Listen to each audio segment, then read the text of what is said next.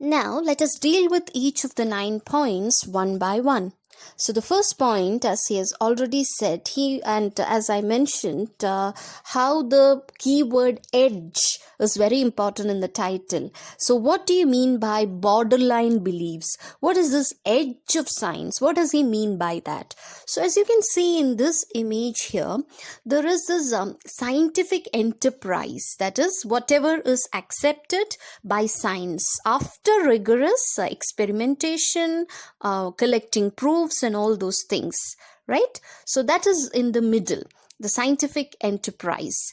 But as there are many other belief systems which are not included in this enterprise, which are not accepted for many reasons, lack of proof, and many other things. They are not, and many other reasons, they are not accepted as scientific. It can be like scientific aloofness, so that itself is something borderline. It cannot enter into science, the space of science, because it keeps distance from science. Aloof means keep distance. Then, as I mentioned earlier, opposition to novelty. We have this dislike towards change, something new. So that is again borderline, which cannot be. Science means we have to accept change. Then public gullibility. That again I mentioned earlier, how the temptation of people or tendency of people to get cheated is quite dangerous, which all falls under this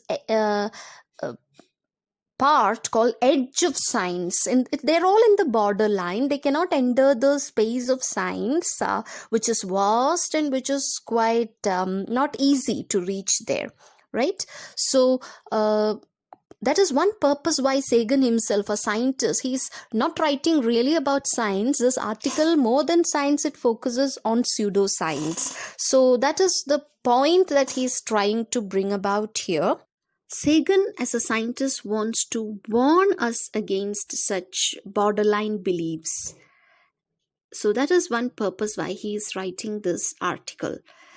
And that is why he raises in this point, and he explains this. So as I told you, this is the point that he raised in this paragraph, and to substantiate it further, he uses examples. That is, he talks about meeting which is called American Association for the Advancement of Science. So he organized this meeting, AAAS, American Association for the Advancement of Science, and he invited people who were in support of extraterrestrial life, and you might have heard of this UFOs, unidentified flying objects, what we call as aliens and all those things. So that is a question that many people have in mind, and there was this writer Immanuel Velikovsky, his work Worlds in Collision, which was not really accepted by scientists,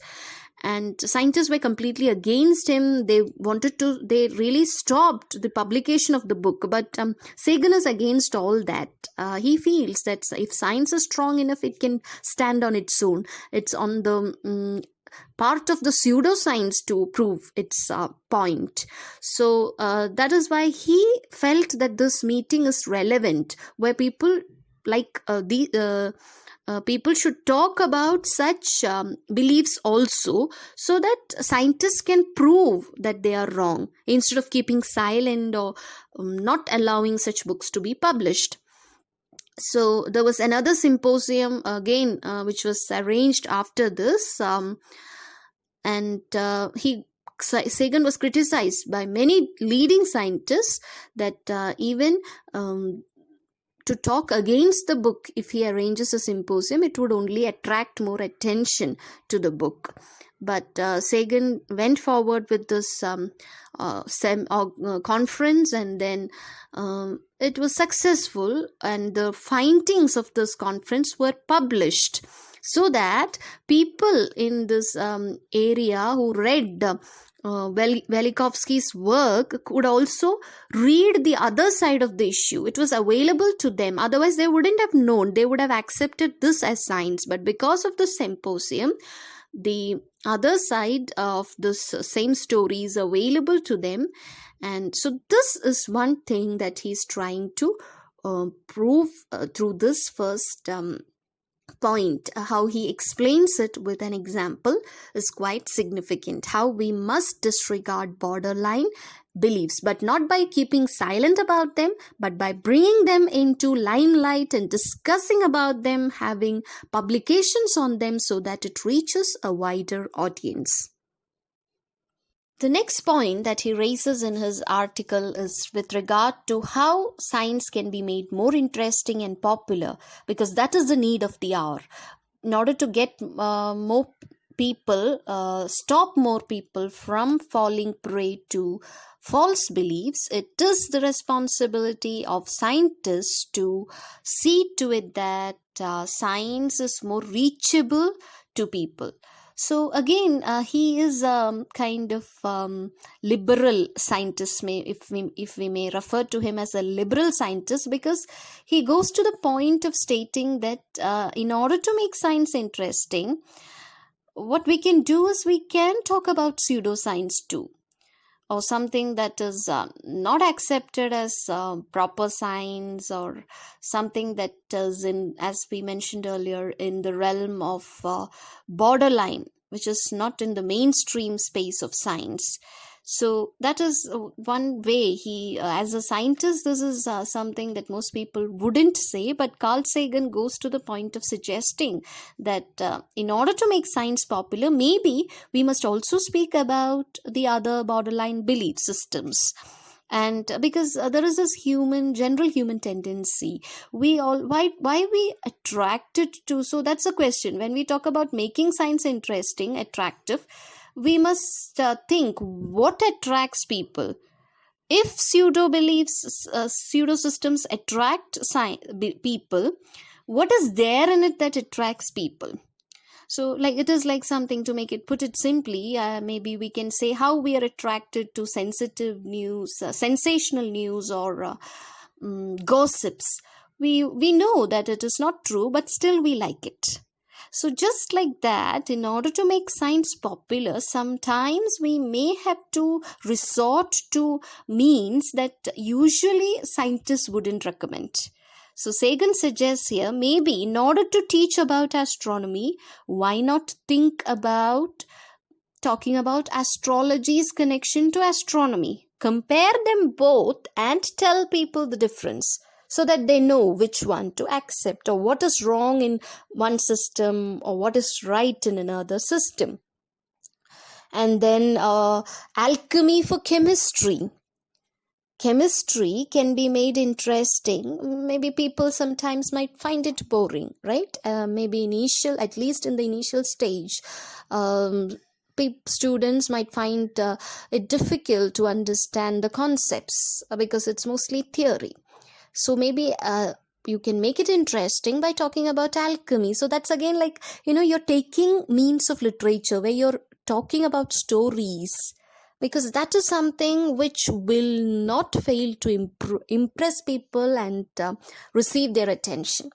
So that is why he says this could be thought of.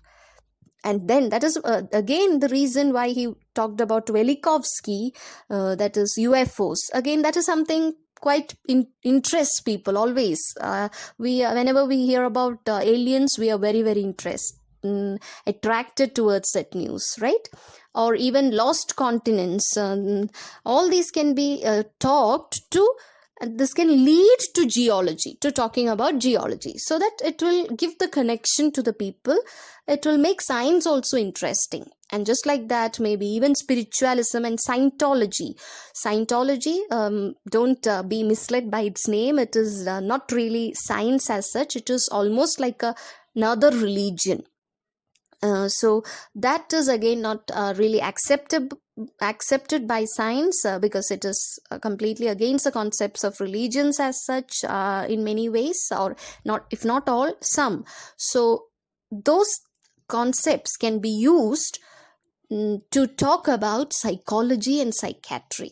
So when you talk about spiritual concepts, obviously we know that there are many areas where it overlaps with psychology and psychiatry. So these otherwise what you refer to as dry areas of science can be made interesting using the pseudoscience. So maybe instead of always blaming pseudoscience, at least after all, science can put it to good use to and what more than to for the good of science, for popularizing science.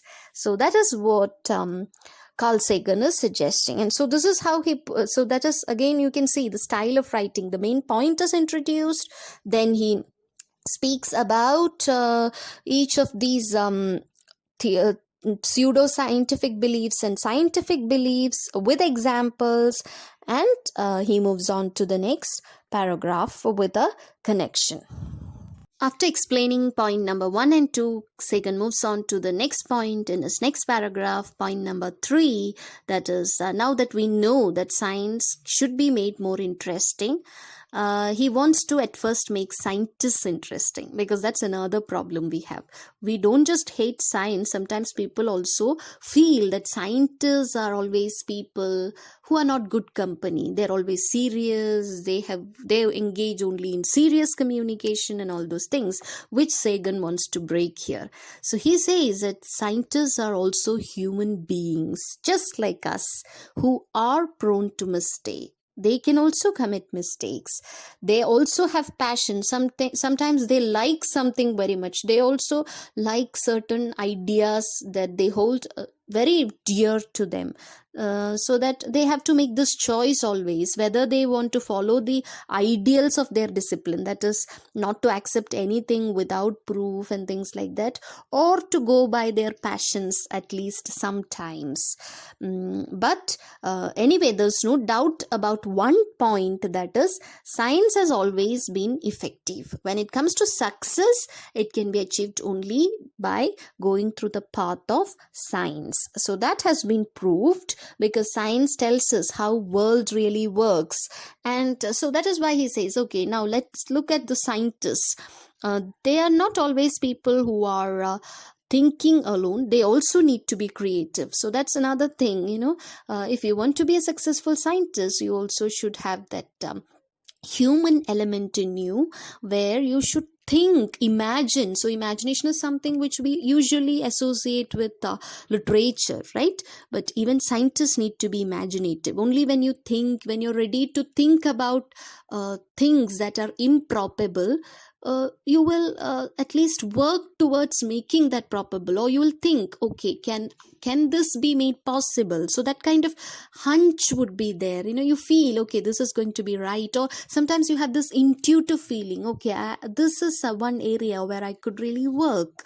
And maybe sometimes even during experiments you have to be creative, right? That's why usually people talk about serendipitous discovery and all, and we know of many examples from the world of science where many scientists arrived at their inventions due to some accidental thing that they did in their laboratory. So and then they must always be questioning. They must be skeptics. So these are the qualities of a scientist, and only when you have all these, then your brain will work and find out something new. A new idea would come out of it. So that is why, when you look at this scientist, you can see the pleasure on his face, and all this is a result of his hard work. So it requires questioning attitude. It requires creativity, and in fact that is why he cites again in this in order to substantiate this point, he cites examples, many scientific interesting scientific. So he wants to actually generate interest for science in you all. So that is why science is not always full of boring things. There are interesting things also in science, and many people love science for that. Like there are people who like to read facts, scientific facts, right? So a few he mentions here, like the existence of two semi-independent brains within each human skull. Then he talks about black holes. Continental drift is another theory that many students might have learned with interest and enthusiasm, how they collided to form the new continents and all those, how chimpanzees have their own language, then how climatic changes happen on Mars and Venus, how old the human species is, how we have evolved, and as we mentioned earlier, this whether there is this extraterrestrial life. Then there is something like a self-copying molecular architecture, which forms part of our heredity, how we are, how our character is, and then generally about the origin of universe. That is again something that all these are very, very interesting topics that come under science. So after cautioning us against borderline beliefs, and then after stating the importance of talking more about pseudoscience to bring out the relevance of science, and then talking about the how scientists are humans, Sagan now moves on to his fourth point. That is, so now that we have accepted that science is completely interesting, we shall now look at certain points that make science acceptable. Why is it so very popular and acceptable? Because these are the features. What science consists of is this: it is self-correcting. As we mentioned earlier, whenever a mistake is pointed out, the scientists are ready to, if it is substantiated with enough proof and evidence and further analysis and through experimentation, if it can be proved, science would move on to the new belief. And we have a lot of examples for this from the history of science. Starting right from this belief that how scientists at one point believed that Earth is flat, and how they were ready to change that concept. So then next feature is whatever is reproduced. That is, it's not like other belief systems where somebody just preaches. No. Whatever science finds out, it's not just the scientists who can be successful in those experiments. I'm sure many of you would have conducted experiments as part of science classes in schools and even in college. You will be going to do all those sessions, experimentations. So there we find that each one of us becomes little scientists, right? We are able to reproduce all those findings of science in these laboratories, not just the scientists themselves only. And then next, so that is why it can be tested. We can test for ourselves. Once it is stated, okay, this is a finding, anybody can test it. And as we already stated, just like self-correcting, it is open to new changes also.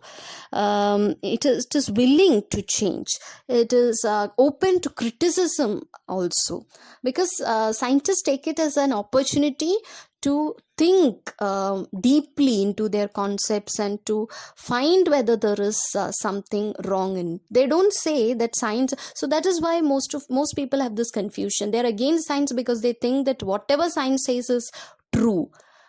In the sense, science can only say that until further it is disproved, this is the truth that we have. But later stage, when this is disproved, they're ready to accept it. But we find a lot of things to criticize science, but at the same time, when we think of politics, we comfortably accept this. Whereas politics is an area where people are like politicians. We have always seen they always like we have this proverb in Malayalam about the rabbit and its 3 ears, right? So they feel they are not ready. Whatever proof is given to them, they'll not accept it. They'll always think that what they say, or maybe even if they feel that it is wrong, this as politicians somehow feel that they should not accept it. That is their mentality.